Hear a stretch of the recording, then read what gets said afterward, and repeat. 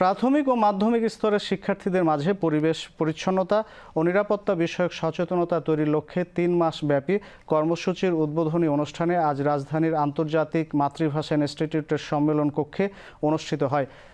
Islamic World Educational Scientific and Cultural Organization ISESCO এর সহযোগিতায় Bangladesh UNESCO জাতীয় কমিশন বিএনসিইউ এর উদ্যোগে green and clean school campus content শীর্ষক প্রকল্পটি বাস্তবায়িত হবে।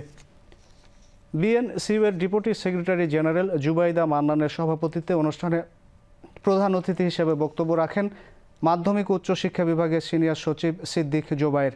এছাড়া আইসেসকো সদর দপ্তরের প্রতিনিধি প্রফেসর ডক্টর রাহিল কামার অনুষ্ঠানে বক্তব্য রাখেন। বক্তারা বলেন, দেশের সকল শিক্ষার্থীদের মাঝে পরিষ্কার পরিচ্ছন্নতা ও পরিবেশের ভারসাম্য রক্ষায় সচেতনতা তৈরি এবং জলবায়ু পরিবর্তনের বিরূপ প্রভাব মোকাবিলায় শিক্ষার্থীদের এখন থেকেই সচেতন করে তুলতে হবে।